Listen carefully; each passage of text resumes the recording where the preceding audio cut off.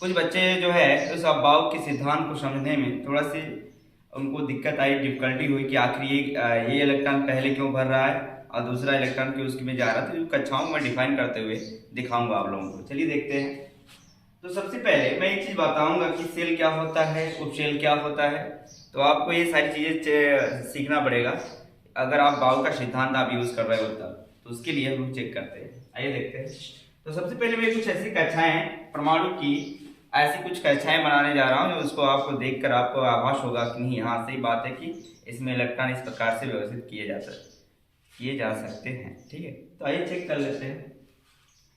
अगर आपके पास एक परमाणु की आप एक परमाणु स्ट्रक्चर ले लेते हैं, एक प्रकार से दिखा देते हैं, और बहुत सारे वैज्ञानिकों द्वारा ये परमाणु का स्ट्रक्चर इसी वृत्ताकार में दिखाया गया है। तो इसी आकार से हम लोग इसको क्लास वाइज डिफाइन करेंगे। चलिए चेक करते हैं। तो ये जो होता है, जो हमने इलेक्ट्रॉनिक विन्यास अब तक पढ़ाया है, वो केवल आपके इलेक्ट्रॉनिक विन्यास को फॉलो नहीं करता, पूरे पीरियोडिक टेबल को भी फॉलो कराएगा आपको। इस सब ध्यान में रखते हुए आप लोग करेंगे काम। तो मैं एक तो क्या करते हैं, एक आप धन चार्ज लेते हैं, तो प्लस चार्ज लेते हैं। तो उसमें मैं धन चार्ज बीच में लेता हूँ। परमाणु क्रमांक जो होता है उसकी जो बीच वाली जो चार्ज होती है वो प्लस होता है हर एक परमाणु का। तो ऐसे क्या हुआ कि बीच वाले भाग को हम लोग क्या कहते हैं, प्लस चार्ज, और इनकी चारों तरफ क्या होती है, एक पथ बना लेते हैं, रास्ता बना लेते हैं। ये इसके एनर्जी लेवल को डिपेंड कराती है कि जो आप इलेक्ट्रॉनिक विन्यास करते हो क्या हुआ है, अपनी कक्षाओं के आधारित रूप से चलती है या नहीं। तो देखा जाता है कि क्या सही बात है कि इस वाली कक्षा में कितने इलेक्ट्रॉन है, जो हमने पथ बनाया उस वाली कक्षा में कितने इलेक्ट्रॉन क्या कर रही, क्रिया कर रही। तो आइए चेक करते हैं उसी हिसाब से। आपके पास ये प्लस चार्ज है, और इस प्लस चार्ज को हर परमाणु का एक नाभिक होता है जो प्लस चार्ज होता है। आई भी मैं लिख रहा हूँ, इस पथ को पहले डायरेक्शन दे देता हूँ। ये भी आपके सामने इस प्रकार का पथ इंट्रोड्यूस कर रहा हूँ, ये वाला भी इस प्रकार से। तो आपके एनर्जी लेवल नहीं बना रहा हूँ, जो मैंने इससे पहले बता रखा हूँ, ये एनर्जी लेवल है। और बहुत सारी एनर्जी लेवल बनती जाएगी जब 118 तत्वों के से ज्यादा आपके पास एलिमेंट नजर आने लगेंगे तब। ठीक है, तो ध्यान दीजिएगा कि जो बीच वाला भाग होता है, उसको नाभिक कहा जाता है। क्या कहा जाता है, वो नाभिक कहा जाता है, नाभिक। और ये जो नाभिक होता है वो प्लस चार्ज से डिनोट होता है, किससे, प्लस चार्ज। और इस प्लस चार्ज में, और इस परमाणु के अंदर दो लोग उपस्थित होते हैं, और वह उपस्थित वाले भाग को हम लोग कहते हैं प्रोटॉन तथा न्यूट्रॉन। इनको हम लोग सिंपलीफाई की एप्लीकेशन कर देते हैं, इसको हम लोग कहते हैं पी, इसको कहते हैं एन। ठीक है, कभी कभी ये पूछ लिया जाता है कि बताइए द्रव्यमान संख्या किसे कहते हैं। तो डिफिनेशन यहीं से पैदा होता है, ज्यादा दूर जाने की आवश्यकता आपको नहीं है। इसी आप जो मैंने फिगर बनाया है इसी पे आपका डिफिनेशन भी पूरा हो जाए, क्योंकि बीच वाले भाग में अभी मैंने बताया कि क्या होता है बाबू, पी प्लस एन। प्रोटॉन तथा न्यूट्रॉन के योगफल को ही हम लोग द्रव्यमान संख्या कहते हैं। आइए उसको भी डिफरेंसेस के रूप में देख लेते हैं। द्रव्यमान संख्या जब आपके सामने आएगी तो देखिएगा ध्यान से, द्रव्यमान संख्या, और इस द्रव्यमान संख्या को हम लोग किससे दिखा देते हैं, ये से प्रदर्शित करते हैं। ये ध्यान दीजिएगा, डिफिनेशन के रूप में मैं देने जा रहा हूं, तो यही लिखेंगे, क्योंकि जो हम डिफिनेशन दे रहे हैं किसी एक परमाणु को लेते हुए ये डिफिनेशन दे रहे हैं। ठीक है, तो परमाणु देखिएगा, ये बोला जाता है कि वे परमाणु, या जो भी आप डिफिनेशन देने जा रहे हो, कि परमाणु के नाभिक में, ऐसे आप बोल सकते हो, लिखेंगे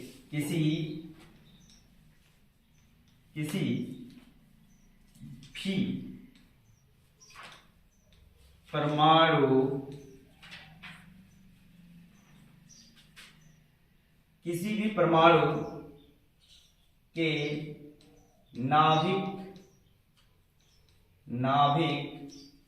में उपस्थित उपस्थित उपस्थित प्रोटॉन तथा न्यूट्रॉन, प्रोटॉन तथा न्यूट्रॉन, न्यूट्रॉन के योगफल के योगफल को परमाणु संख्या क्या द्रव्यमान संख्या कहते हैं, द्रव्यमान संख्या कहते हैं।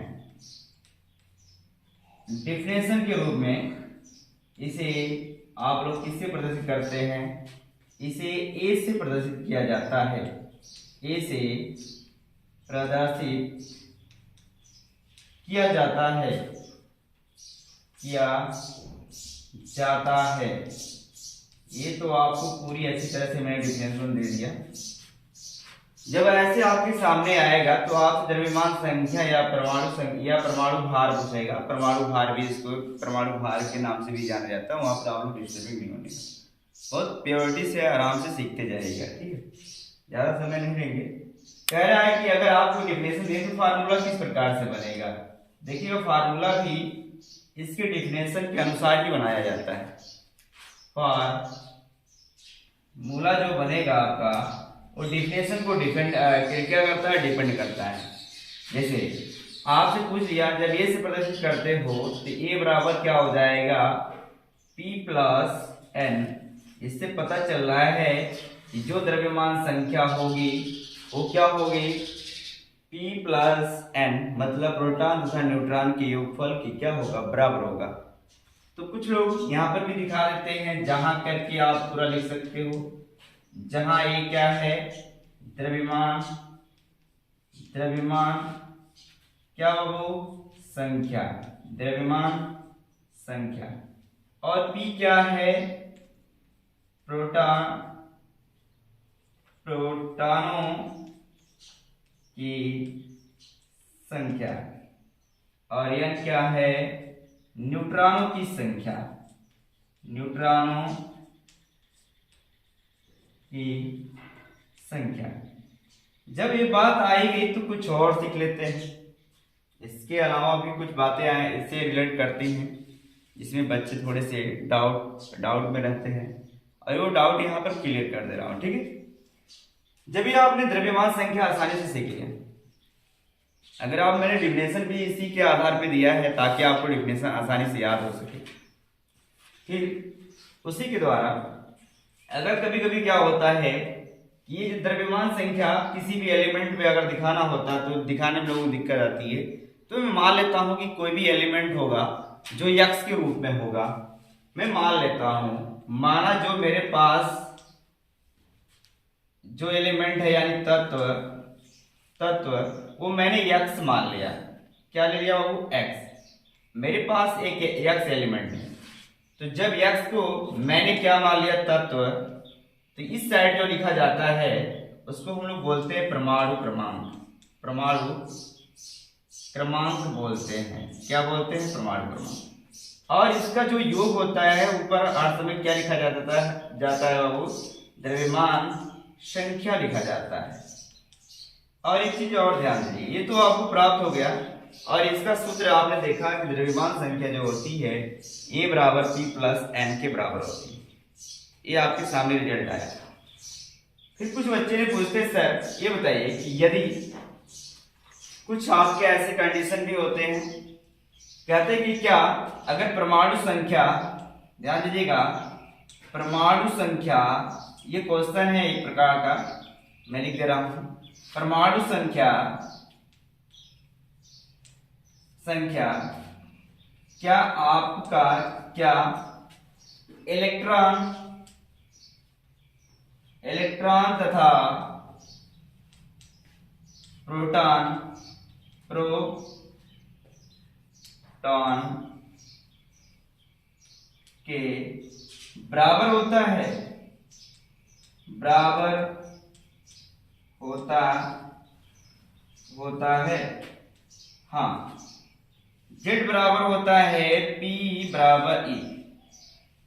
आप ये भी जानते होंगे कि जब Z बराबर P बराबर E, अगर मैंने कह दिया कि किसी भी तत्व का परमाणु क्रमांक, ध्यान दीजिएगा मैं थोड़े से सॉल्व भी कर दे रहा हूँ, ये आपको डिफिनेशन लिख लेना आराम से कि अगर आपको पूछा जाएगा, आपसे पूछा जाएगा द्रव्यमान संख्या किसे कहते हैं, जवाब है आपसे पूछा जाएगा कि बताइए सर कि अगर आपके पास जो परमाणु संख्या, ठीक है, परमाणु संख्या जो है, अगर आपके पास, मैं कहा जेड से, इसका सिंबल जेड है, अगर परमाणु संख्या आपकी कितनी है 11 है, तो दिमाग रखिएगा जब 11 है तो यहाँ पर मैंने तीनों एक इक्वल बताया है। अगर तीनों आपस में बराबर होते हैं, अगर परमाणु क्रमांक बराबर है, इसके इलेक्ट्रॉन प्रोटॉन के बराबर है, तो इसका मतलब उसका भी रिजल्ट सेम आने वाला है। तो इससे पता चल रहा है कि जेड का जितना परमाणु क्रमांक होता है, प्रोटॉन भी उतना ही होगा जितना जेड है। अब यहाँ पर कितना हो गया 11, और यहाँ पर इलेक्ट्रॉन भी हो गया 11। अगर मैं एक एग्जाम्पल की तहत मैं इसको दिखाना चाहता हूँ, उसको जरा ध्यान से देखिएगा। ये आप डिफिनेशन को पूरी अच्छी तरह से उतार लीजिएगा, स्क्रीनशॉट ले लीजिएगा, देखिएगा। आगे मैं क्लास आगे थोड़ी सी बढ़ा रहा हूँ, चेक कर लीजिएगा, बहुत आराम से दिखा दूं। आपको भी पता होना चाहिए कि द्रव्यमान संख्या क्यों कहा जाता है। ये परमाणु भार है तो इसके अंदर क्या क्या पाई जाती है। अगर कोई परमाणु भार होगा तो उसके बीच में क्या है, तो ये परमाणु अगर आपके पास आ रहा है तो इसका मतलब बीच वाला पॉजिटिव होगा, और किनारे वाला क्या होगा, जो उसके किनारे पर सारे, जो उसके किनारे पे जो पथ चलते हैं लास्ट वाले में, कितने इलेक्ट्रॉन क्यों माइनस होते हैं, आखिर ऐसा क्यों होता है। और अपने आप को त्याग कर इलेक्ट्रॉन जो माइनस वाला होता है, क्यों दूसरे इलेक्ट्रॉन, क्यों दूसरे परमाणु से अपना दूसरे मांग लेता है, एक्सेप्ट कर लेता है इलेक्ट्रॉन, ऐसा क्यों होता है, इसके जरिए समझें। आप डेफिनेशन समझते जाइए, पूरी अच्छे से आप लोग समझ आने लगे। अगर मैंने ऐसे कुछ क्वेश्चन कर दिया, कुछ बच्चे होते हैं ना, जैसे पूछ देते हैं क्वेश्चन, देख लीजिएगा।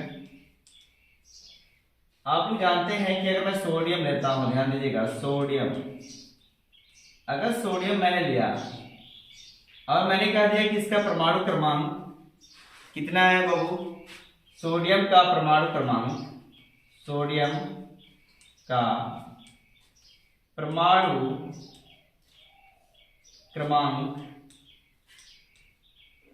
क्रमांक कितना है 11, परमाणु क्रमांक 11, तथा द्रव्यमान संख्या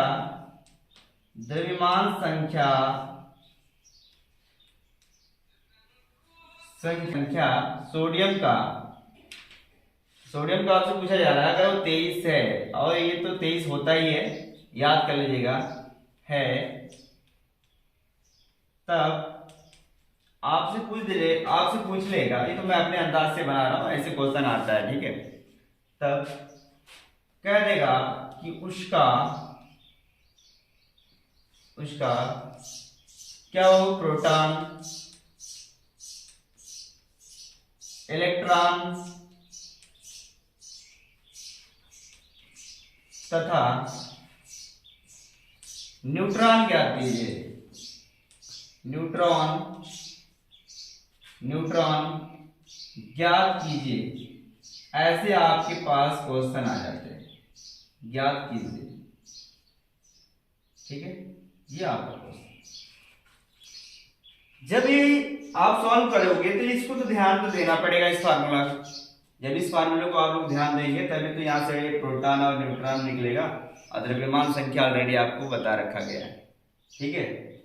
तो आइए चेक कर लेते हैं, ठीक है। इसी प्रकार से हम लोग आगे बढ़ते चलेंगे, और थोड़ी सी फास्ट भी कर लेते हैं। अगर आपको लगता है बहुत धीरे पढ़ा रहे हैं तो आप इसकी जो है ठीक है, इसकी आप लोग स्पीड बढ़ा लीजिएगा, उसमें दिया रहता है, ठीक है। आइए चेक कर लेते हैं। अगर आपके पास ऐसा क्वेश्चन आता है, ठीक है, सोडियम का परमाणु क्रमांक 11 तथा द्रव्यमान संख्या 23 है, तब उसका प्रोटॉन, इलेक्ट्रॉन तथा न्यूट्रॉन ज्ञात कीजिए। उस तत्व का, जो तत्व आपको मैंने लिखा रखा है, ध्यान दीजिएगा। ये मैं तो एग्जाम्पल के तौर पे आपको समझा रहा हूँ। इस प्रकार का क्वेश्चन कभी भी आए तो आप डाउट आराम से क्लियर कर लीजिएगा और उसी सूत्र से रिलेट हमेशा करेगा। एक ही सूत्र होता ही है, ठीक है। तो इसको सॉल्व करने सबसे पहले तो आप लिखेंगे दिया है, ये तो हमारी स्टाइल रही, आप लोग भी लिखते रहिएगा।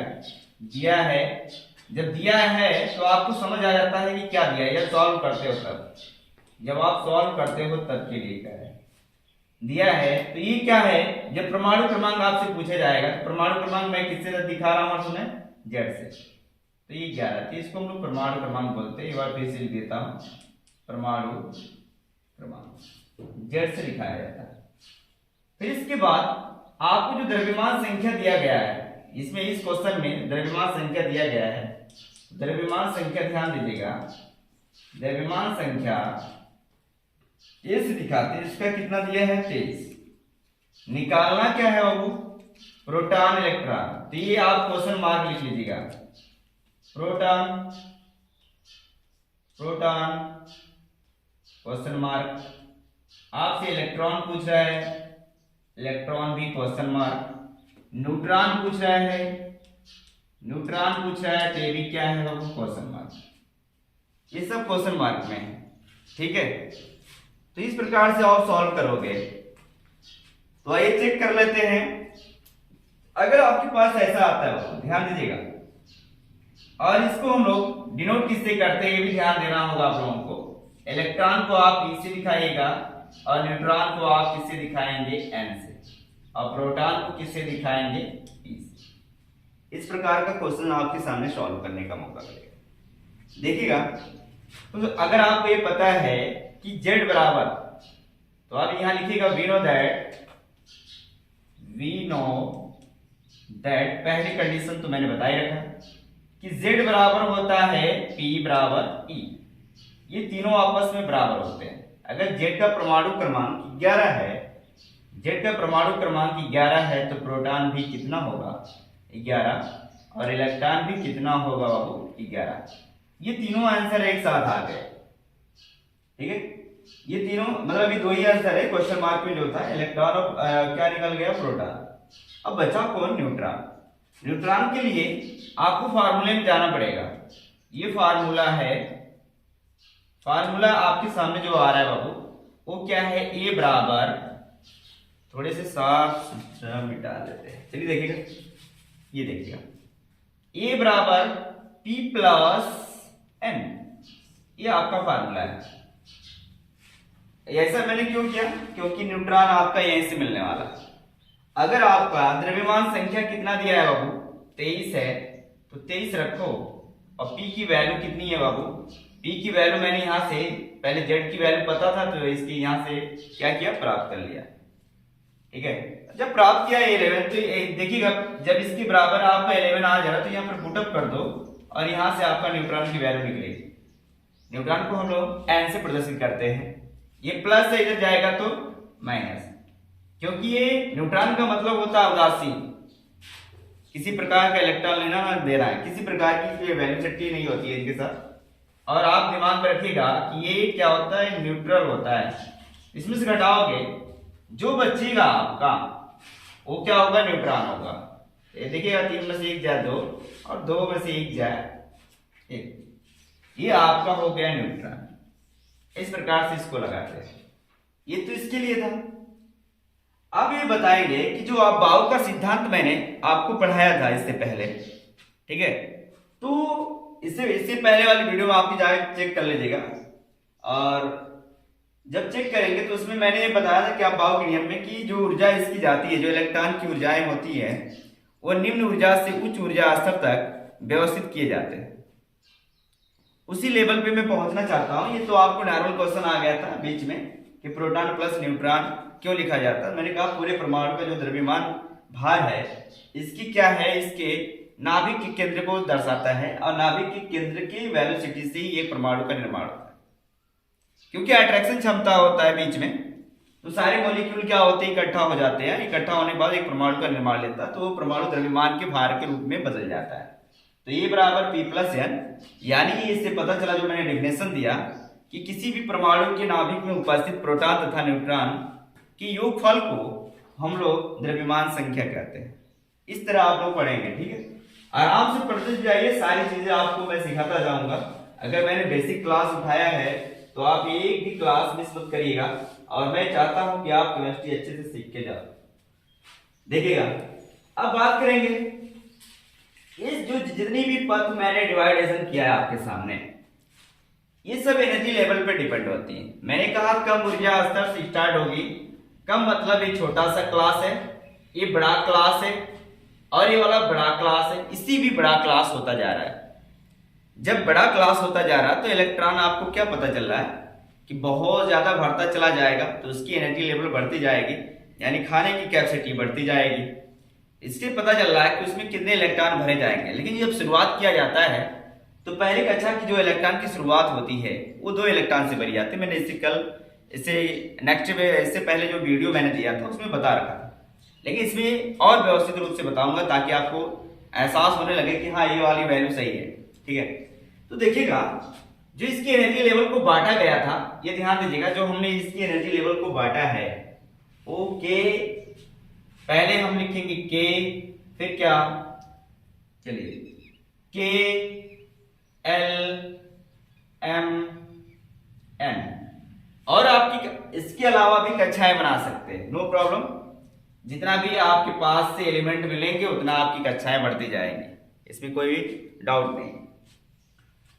तो ये जो एनर्जी लेवल है, जो फर्स्ट एनर्जी लेवल है, उसको मैं इस एनर्जी लेवल का नाम रख देता हूं first energy level, and second energy level, and third energy level, and fourth. ये एनर्जी लेवल के एल एम एन, और इसके अलावा अगर कोई कक्षाएं निर्माण होंगी, जब एलिमेंट बढ़ेंगे तो हम इसके बाद क्या के एल एम एन ओ भी कर देंगे, नो प्रॉब्लम। जब इलेक्ट्रॉन बढ़ेगा, अभी क्या हुआ, जो ये एनर्जी लेवल हमने बांटा है, और इस सभी पथ को हमने क्या कह दिया भाई, ध्यान दीजिएगा, इस सभी पथ को हमने एक चीज बोल दिया है, ध्यान दीजिएगा, इस सभी पथ को हमने बोला है ऊर्जा स्तर, ऊर्जा स्तर, इसको बोलते हैं हम लोग एनर्जी लेवल। एनर्जी लेवल, ये जो एनर्जी लेवल होती है वो कक्षा भी कहलाती है। हर कक्षा में कितने कक्षा के रूप में भी आ जाती है, जैसे कुछ लोग कक्षा के भी नाम से जानते हैं, कक्षा, ठीक है, या कच्छ भी बोल लेते हैं, कक्षा भी बोल लेते हैं कुछ लोग, तो हम लोग कक्षा भी बोलते हैं, कच्छ भी, तो ये कच्छ बोल लेते तो बेटर होता है। कच्छ को इंग्लिश में हम लोग बोलते हैं सेल, क्या बोलेंगे वो, सेल। दूसरी कंडीशन, और एक चीज बोला जाता है, उसको हम लोग बोलते हैं आर्बिटर, कक्षक, क्या बोलते हो, कक्षक, और उसको हम लोग इंग्लिश में बोल लेते हैं ऑर्बिट के नाम से जान लेते हैं। ये जो कक्षक बांटा गया है इस पर भी डिपेंड करता है मुख्य क्वांटम संख्या पर, मुख्य क्वांटम संख्या पर भी डिपेंड करता है, और ये मुख्य क्वांटम संख्या n से प्रदर्शित करते हैं, किसे, n से। और जितनी भी ये एनर्जी लेवल बांटी गई है वो हम लोग मुख्य क्वांटम संख्या से सीखेंगे। अगर मुख्य क्वांटम संख्या से आप सीख लेते हो तो एनर्जी लेवल बांटना भी जान जाओगे आप, बाउ के नियमानुसार, यानी सिद्धांत जो भी आपसे आपके सामने आया था। तो दिमाग में रखिएगा कि जब हमने n लगा दिया तो सारी वैल्यू इसकी n के बराबर हो जाएंगी, ठीक है। तो n बराबर मैं एनर्जी लेवल को इस तरह बांट दूंगा, 1 2 3 4। ये किसी भी परमाणु के एनर्जी लेवल को डिपेंड कराएगा, जो भी एलिमेंट आएगा उसको हम लोग मुख्य क्वांटम संख्या क्यों किस वैल्यू को कहा जाता है देख लीजिएगा। अगर मैंने लिख दिया कि अगर आप बाउ के सिद्धांत के अनुसार ये बताएगा कि अगर मैं आपके सामने 2s लिखता हूं, ये वाली वैल्यू क्या हो गई, मुख्य क्वांटम संख्या। ये बता रही है कि ये जो 2 बता रहा है कि आप किस एनर्जी लेवल में जा चुके हो इलेक्ट्रॉन लेके। अब ये इलेक्ट्रॉन जिस एनर्जी लेवल में लेके जा रहे हो तो दिमाग में रखिएगा कि जब 2 लगा है तो दूसरी एनर्जी लेवल को डिपेंड कर रहा है, ठीक है। यानी दूसरी एनर्जी लेवल में चला गया। तो जब दूसरे एनर्जी लेवल में जा रहा है तो इससे पता चला है कि इलेक्ट्रॉन आके इस वाली कक्षा में आकर रुक गया दूसरी एनर्जी लेवल में। तो हर एक का डिपार्टमेंट में बांटा गया है कि ये आपका नाम के है, इसका नाम एल है, इसका नाम क्या है एम है, इसका नाम एन। जैसे जैसे इसकी कक्षाएं बढ़ती गई वैसे वैसे क्या है उसकी ऑर्बिटल भी बढ़ाते। और जब आप ऐसे पता कर लेते हो तो जब इलेक्ट्रॉनिक विन्यास आपको पता चल जाए तो एक चीज और ध्यान दीजिएगा कि जो इलेक्ट्रॉन हम लोग फिलअप करते हैं वो एक चीज पर और डिपेंड करती है जब हम कक्षा बनाते हैं। तो सबसे पहले आप इसको ध्यान दे लीजिएगा कि जो हमने इलेक्ट्रॉन फिलअप करेंगे वो एन के बराबर। तो ये कैसे पता चलेगा इस वाली कक्षा में कितने इलेक्ट्रॉन है। तो मैंने कहा कि ये एन से दिखाएंगे तो एन बराबर, ध्यान दीजिएगा कि मैंने कहा कि 1 2 3 4 ऐसे भरेंगे। तो जो इसका सूत्र दिया गया था वो क्या है बाबू, दिमाग में रख लीजिएगा। ये सूत्र है 2n²। एक मिनट, 2n²। अगर ऐसा करते हैं तो 2, अगर 1 है तो यहां हो जाएगा 2 1 कम 2। अगर 2 का वर्ग करते हो तो इसका मतलब एनर्जी लेवल आपका 2 है। तो सॉरी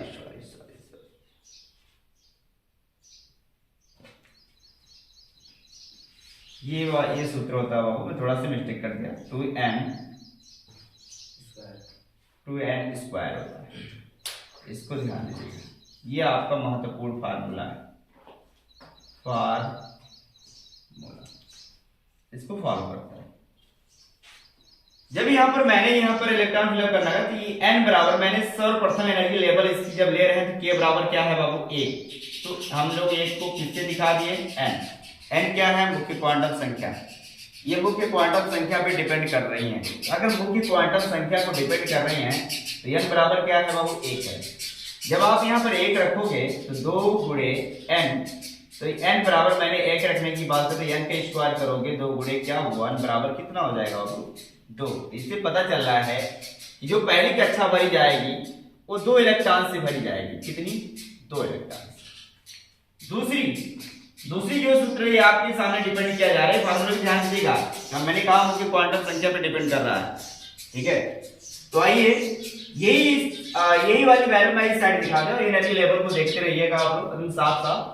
तो k बराबर मैंने 1 पुटअप किया, तो इसको मैंने कहा n क्या बता रहा है, मुख्य क्वांटम संख्या, और ये क्या बता रहा है, एनर्जी लेवल, यानी ऊर्जा स्तर को बता रहा है, ठीक है। अगर ये ऊर्जा स्तर को बता रहा है तो आपके पास सूत्र जो फार्मूला आ रहा है 2n² आ रहा है। तो 2 गुणे n की वैल्यू क्या है 1², तो हो जाएगा 2 गुणे कितना 1 बराबर कितना 2।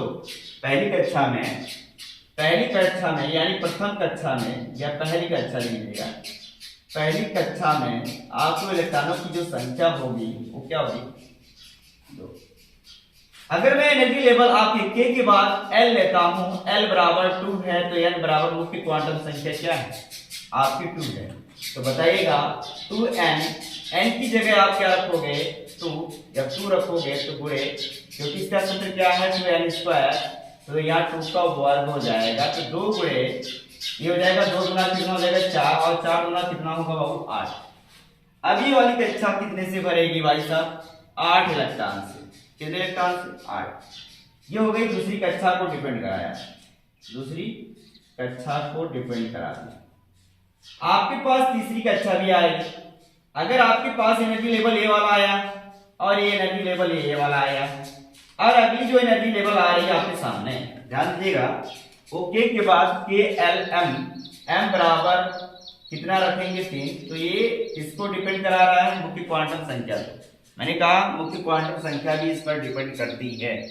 तो बताइएगा n बराबर 3 है, तो बताइएगा कि इसकी वैल्यू अगर आप पुटअप करेंगे फार्मूले के हिसाब से तो 2n² लिखा गया है। 2 गुणे n बराबर आप क्या रखोगे 3 का वर्ग कर देंगे। तो यहाँ करेंगे जब ये हो जाएगा 2, तो 3 का वर्ग मतलब हो जाएगा 3 गुणे 3 3 का 9, गुना कितना हुआ 18, कितना 18। इससे पता चल रहा है कि जब तीसरी कक्षा आप ये यूज करोगे, तीसरी कक्षा में इलेक्ट्रॉन की संख्या जो होगी वो कितना होगा बाबू, 18 होगा। ये बोरबरी के नियमानुसार भी बताया गया था ऐसे, और ये फार्मूला बोरबरी ने ही दिया था 2n², ताकि इससे आप फिलअप करके चेक कर सकते हो। लेकिन बेटर क्या है, अब बाउ का सिद्धांत, जो पूरे आपको पीरियोडिक टेबल लगाने में मदद कराएगा। ठीक है, अब इसके बाद आते हैं, आपके पास अगर एनर्जी लेवल आपके पास कितनी आ रही है बाबू, n बराबर 4 आ रहा है, n बराबर 4 आ जाता है, तो बताइएगा इस सूत्र के अनुसार अगर आप चेक करोगे तो मैंने कहा था एनर्जी लेवल आपको स्मॉल n से दिखाना है, तो n स्क्वायर मुख्य क्वांटम संख्या 2 गुणे ये 4 का वर्ग करोगे, 2 गुणे 4 को 16, दूना कितना होगा 32। ये कितने इलेक्ट्रॉन से भरेगा, 32 इलेक्ट्रॉन से। ये तो यहां तक फिलअप हो गया। ठीक है, तो अब इसके बाद जब ये कक्षाएं आपको डिफाइन मिल जाएंगी, डिफाइन करके मिलेंगी, तो आपको विधिवत समझ आने वाला है कि पहली कक्षा 2 से भरेगी, दूसरी 8 से, 18 से, फिर 32 से। अब इसको चेक करते हैं यार, थोड़े से फार्मूले पे चेक कर लेते हैं, एनर्जी लेवल पर डिपेंड करके चेक करते हैं आप बाउ के सिद्धांत के अनुसार। चलो, अगर ऐसा है, ध्यान दीजिएगा बाबू, ये थोड़े से पहले क्लीन कर लेते हैं अच्छे से बाबू, ध्यान दीजिएगा। जब हम लोग क्या पढ़ते हैं, कक्षक, क्या पढ़ते हैं, कक्षक पढ़ते हैं, यानी कक्ष जो भी पढ़ते हैं, कक्ष के अंदर, अभी कक्षक या कक्ष बोलो तो दिमाग में रखिएगा, हम लोग इसको सेल बोलते हैं। क्या बोलते हैं, सेल। और सेल के अंदर जो आने वाली, तो सेल आपको जो दिखाया गया था वो सेल क्या था, K, L, M और N, इसको तो मैंने बताया था। लेकिन अब इस कक्षक के अंदर भी कुछ आती है, उसका नाम है उपकक्षक। क्या नाम है, उपकक्षक। इसको हम लोग बोलते हैं सब सेल। क्या बोलते हैं, सब सेल। जब सब सेल बोलते हैं तो आप दिमाग में बताया, मैंने बता रखा था आप लोगों को कि सब सेल में कि अगर आप कक्षा डिफाइन करते हो तो ये कक्षा अगर कोई बनाई जाती है तो उसमें बहुत सारी आपकी ऐसी चीजें बांट दी। मैंने कहा था कि उस रूम में अगर कोई एक रूम बनाते हो तो एक रूम जब बनाते हो तो उसमें हर चीज क्या करते हो, डिवाइडेशन करते हो। एक तरफ शौचालय रहेगा, एक तरफ क्या रहेगा, रसोई घर रहेगा, एक तरफ बेडरूम रहेगा, इस प्रकार से आपका एक हॉल रहेगा। तो इसके अंदर आप बांटते चले जाते हो। जब चले जाते हो तो उस कक्षा के अंदर जब कक्षाएं बनेंगी तो इससे पता चलता है कि छोटी छोटी कक्षाएं बनने जा रही, तो सब सेल में चेंज कर देता है, उसको हम बोलते हैं उपकक्षक। और ये जब उपकक्षक में बदलता है तो उस उपकक्षक का नाम आया सोमरफेल्ड के द्वारा, एसपी। ये सोमरफेल्ड ने दिए थे भाई, एसपीडीएफ। और ये इसका यूजिंग जब हुआ तो किसने यूज किया बंदा, अबाव के सिद्धांत पे यूज किया गया था। कक्षक जब आया तो उपकक्षक के अंदर आने वाले का नाम था एस, पी, डी और एफ। ठीक है, तो यस वाली जो कक्षा होती है वो बोलता है भाई ये आपको सब सेल कहा जाएगा, दिमाग में रखिएगा, ये सब सेल है। ये जो सब सेल है, सब सेल मतलब इस कक्षा के अंदर एक कक्षा पाई जाएगी। यल के हो सकता है यल की कक्षा के अंदर आपकी कैटो आ जाए। अभी चेक कर लेते हैं, अगर आप अभी मैं चेक करके दिखा देता हूं इस वाली कक्षा में कितनी कक्षा बनेंगी, कितनी उप कक्षाएं बनेंगी, और इस वाली कक्षा में कितनी उप कक्षाएं रखी जाएगी, इस वाली कक्षा में कितनी उप कक्षाएं रखी जाएगी। अब देखिएगा एस वाला बोलता है भाई साहब अगर मैं इलेक्ट्रॉन जो भरूंगा, मेरी जो क्षमता है भरने की वो एक से कितना इलेक्ट्रॉन, 2, 1 से 2 इलेक्ट्रॉन भरेगा, इससे ज्यादा नहीं। और इसकी जो क्षमता है 1 से कितना बाबू, 6, इससे ज्यादा आपको नहीं भरना है। और इसकी जो क्षमता है 1 से 10 इलेक्ट्रॉन, और इसकी जो क्षमता है 1 से कितना बाबू, 14 इलेक्ट्रॉन। बहुत ध्यान से पढ़ते जाइएगा। अगर क्षमताएं की बांट दी गई तो अब चेक किया जाएगा कि कौन सी कक्षा कितने इलेक्ट्रॉन फिलअप करके बना देंगी। तो इसीलिए मैं इन्होंने बांटा कि जब आपके सामने सब सेल आए तो पहली कक्षा चेक करेंगे। ये ध्यान दीजिएगा, मैंने पीछे आप लोग को लिखवा ही दिया था, ये आपकी वैल्यू। जब इसमें आप यस करोगे तो पहली मैंने कहा था 2 से भरता है, बात सत्य सही हो गया। अगर 2 और एक पी मिलकर कितना हो जाएगा, तो एस के पास 2 इलेक्ट्रॉन, पी के पास 6, तो 6 तो कितना होगा, 8। इसके बाद क्या आया, एस पी डी।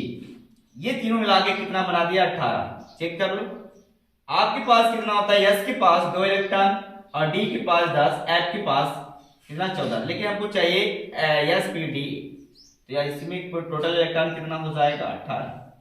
इसके बाद जो 32 वाला बना एस पी डी एफ, वो कितना हो गया बाबू 32। यानी हमारी जो कक्षाएं बनी हैं बहुत अच्छे से बनी।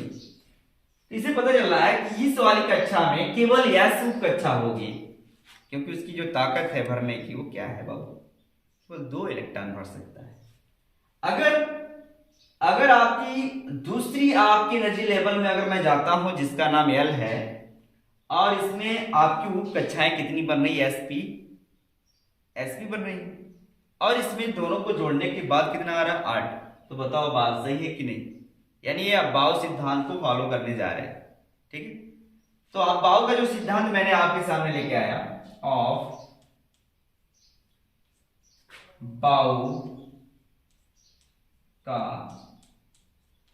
सिद्धांत, ये प्रिंसिपल को फॉलो करता है।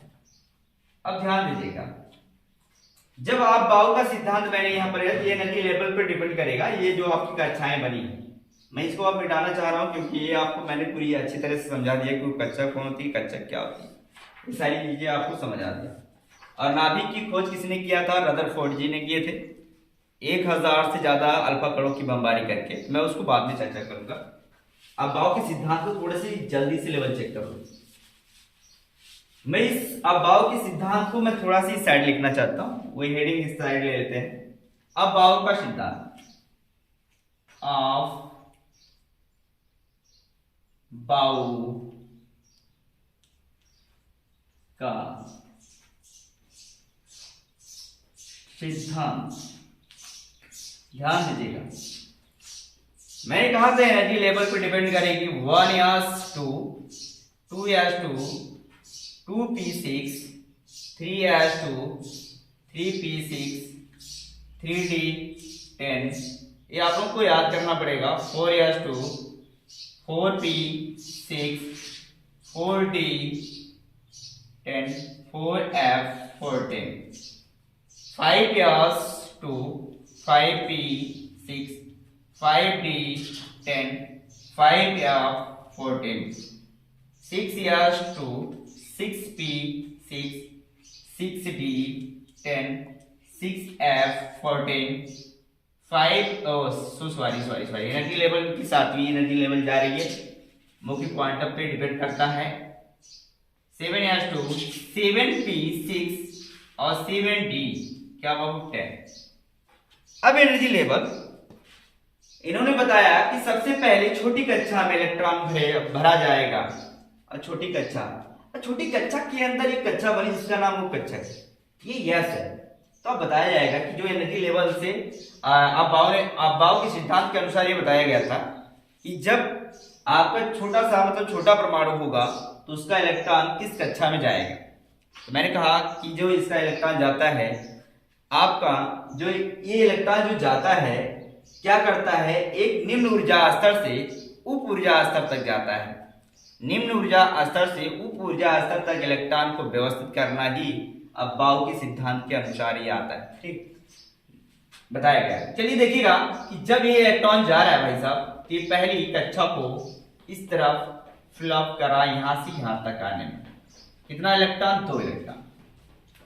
फिर इसी प्रकार से इस वाली कक्षा में जब आप चले गए तो ये इलेक्ट्रॉन को इस प्रकार से फिलअप किया जिसका नाम भाई सॉरी 2 और 6 कितना हुआ 8 इलेक्ट्रॉन। सब सिस्टम को फॉलो करते आ रहे हैं हम लोग, एक भी सिस्टम आप गड़बड़ नहीं करने का उतारने में। 2 और 6 कितना हुआ 8। इससे बेहतरीन क्लास आपको नहीं मिलेगी आज की, बहुत बहुत बहुत ज्यादा बेहतरीन। 2 और 10 12 12 6 कितना हुआ बाबू 18। ये तो आपको गिनना पड़ेगा अबाव के सिद्धांत के अनुसार। मैंने 118 एलिमेंट की बात यहाँ पर किया है। ये हो जाएगा 2 और 10 12 12 6 18 इलेक्ट्रॉन फिलअप करो भाई साहब। ऐसे भी करेंगे, जब ये कर लेंगे भाई साहब तो ये क्या हो जाएगा 32। आप चेक कर लीजिएगा जोड़कर, यहाँ से चेक करेंगे। ठीक है, 16 10 26 और यहाँ 6 कितना हुआ 32। इसी प्रकार से ये भी करेगा। ठीक है, ठीक है, ये यहाँ पे खत्म कर दो। चलो ये वाला भी नहीं देगा, मैंने 118 तत्व के एलिमेंट की बात की, यहाँ हो जाएगा, चलिए ये वाला भी नहीं रहेगा, तो ये हो जाएगा 32 प्लस क्या हो जाएगा समथिंग, मतलब जो भी आने वाला इसके बाद रहेगा हम लोग उस पर थिंकिंग करेंगे। तो आइए अब ये कक्षाएं जो डिपेंड की जा रही है, जब मैंने इलेक्ट्रॉनिक विन्यास किया एक बच्चे के अंदर वो डाउट था, तो थोड़ी सी वो डाउट को क्लियर कर लेते हैं। चलिए ध्यान दीजिएगा कि वो डाउट किस प्रकार का था आपके सामने। पहली कंडीशन आपको दिमाग में रखना है कि अगर मैं आपके सामने कोई ऐसा इलेक्ट्रॉनिक विन्यास करने जा रहा हूं, तो क्यों इलेक्ट्रॉन किस में पहले भरेगा, क्यों जो है अभी मैं दिखा दे रहा हूं, उसको पहले देख लो एग्जांपल के तौर पे, समझ नहीं पाओगे ऐसे मैं बताऊंगा। अगर Na सोडियम है तो ये क्या करता है कि मैंने यही आपसे बताया है कि जो इसका इलेक्ट्रॉन भरा जाएगा वो निम्न ऊर्जा स्तर से उप ऊर्जा स्तर तक इलेक्ट्रॉन भरा जाता है। तो देखिएगा किस प्रकार से बात की जाए। 1s2, देखिए एनर्जी लेवल इसकी क्या है, 1 है, यानी ये क्या है क्वांटम संख्या को भी दिखाती है। और एक चीज मैंने और एक चीज बात करनी है इस पर कि जो क्वांटम संख्या होगी वो क्या करेगा, उसकी द्विघांसी क्वांटम संख्या को भी डिपेंड कराती है। ये जो इलेक्ट्रॉनिक विन्यास करोगे वह n+l के मान पर डिपेंड करेगा, ठीक है, कि मान पर देखा जाता है कि किसमें इलेक्ट्रॉन सबसे पहले भरेगा, किसमें इलेक्ट्रॉन, ठीक है, किसमें इलेक्ट्रॉन सबसे पहले जाएगा, सबसे पहले भरा जाएगा। चलिए भरा जाएगा कौन डिपेंड कराता है, n+l। लेकिन आपने देखा नहीं जो सब सेल बनाया गया था उसको थोड़ा सा ये वाला आप लोग देख लीजिएगा, मैंने कहा n+l पे डिपेंड करता है, तो आइए चेक कर लेते हैं उसको भी। ये द्विघांसी क्वांटम संख्या सब सेल पे काम करती है। यदि मैंने आपके सामने सब सेल बनाया था, सब सेल आपके सामने लेके आया था, उसको हम लोग क्या कह रहे थे, उपकक्षक बोल रहे थे, उपकक्षक कह रहे थे कि नहीं बाबू, ये उपकक्षक पर डिपेंड करता है, उसको हम लोग, और उपकक्षक होता क्या है, S, ठीक है, S, P, D और F। ये जो कक्षाएं होती हैं वो आपके द्विघांसी क्वांटम संख्या पर भी डिपेंड करती है, और ये घटती रूप से बताया गया है कि L की वैल्यू अगर S में अगर जाके इलेक्ट्रॉन रुकेगा तो उसको आप 0 रखोगे, अगर P में रुकेगा तो आप क्या रखोगे, 1 रखोगे, D में रुकेगा इलेक्ट्रॉन तो आप क्या रखोगे, 2, अगर F में रुकेगा तो 3। इतनी बातें द्विघांसी क्वांटम संख्या के साथ हुआ। और एक चीज है कि जब हम n+l दोनों जान गए हैं, इस मान को ये क्या करता है, फॉलो करता है, एनर्जी लेवल को फॉलो करता है कि सबसे पहले इलेक्ट्रॉन किस में जाएगा, ठीक है। तो ये कक्षाएं देख लीजिएगा और अच्छे से आपके सामने डिपेंड करने जा रहा है।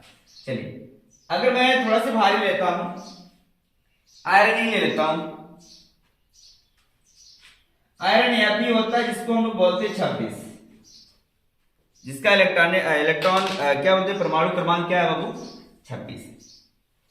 अब इलेक्ट्रॉनिक विन्यास के आधार पे हम इसको सीखते हैं, जो आपके सामने है मैंने दिया है। देखिए अफबाओ के सिद्धांत के अनुसार बहुत आराम से हम लोग इलेक्ट्रॉनिक विन्यास कर पा रहे हैं। 2, 2, 4, 6, 10, 2, 12, 6, 18, 2, 20 और इसमें जा रहा है। अब ये कुछ बच्चे पूछते कि सर पहले 4 में क्यों जा रहा है, मुझे मेरे को तो 3D में चाहिए, पहले इलेक्ट्रॉन तो 3D में जाना चाहिए क्रम वाइज से, लेकिन ये नियम क्यों बनाया गया, ये डिपेंड करेगा ये नियम आपके n+l मान पर, ठीक है। अभी मैं बता रहा हूं किस प्रकार से डिपेंड करेगा, n+l मान पर डिपेंड करेगा, ठीक है। तो ये होता कैसे, पहले मैं इलेक्ट्रॉनिक विन्यास करके दिखा दे रहा हूं इसका कि 2, 2, 4, 6, 10, 2, 12, 6, 18, 2, 20, 20, 6, 26। मैंने कहा था कि D की जो वैल्यू होगी या किसी भी की S की वैल्यू 1 से 2 इलेक्ट्रॉन और P की जो होगी 1 से कितना 6 और डी की जो होगी 1 से कितना 10 और एफ की जो वैल्यू होगी 1 से 14 इलेक्ट्रॉन से ये पूरा कक्षा भर जाएगा। तो इसमें आया 26, तो इसका मतलब यहाँ पर 6 रखा जाएगा। मैंने कहा कम रख सकते हो, कम रख सकते हो लेकिन ज्यादा नहीं। चलिए चेक कर लेते हैं। 1s2 2s2 2p6 3s2 3p6 4s2 और यहाँ पर 3d मैंने जान पा रहा था। चेक कर लो, 2 2 4 6 10 2 12 6 18 2 20 कितना 6 26। अब इस पर डिपेंड आया यार कि आपने मुख्य क्वांटम संख्या, ये ध्यान दीजिएगा कि इलेक्ट्रॉन सबसे पहले उस कक्षा में फिलअप होगी जिसकी एनर्जी लेवल क्या होगी, कम हो।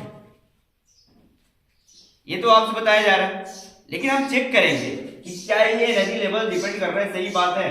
तो ये पूछा जाएगा पॉइंट में, ऐसा है, मैं आपके सामने पॉइंट लिख देता हूं कि इलेक्ट्रॉन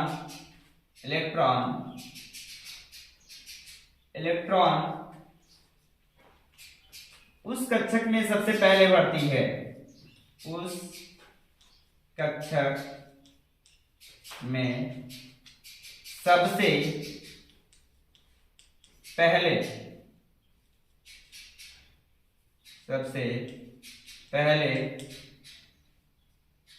भरती है जिसका n+l मान कम होता है। ये पॉइंट बहुत जबरदस्त है, इस पॉइंट को ध्यान दीजिएगा। इलेक्ट्रॉन उस कक्षक में सबसे पहले बढ़ती है या बढ़ता है, जो भी आप लिखना चाहते हैं लिख लीजिएगा, जिसका n+n का मान क्या हो, कम आए। अब ये आएगा कैसे, चेक कर लेते हैं यार।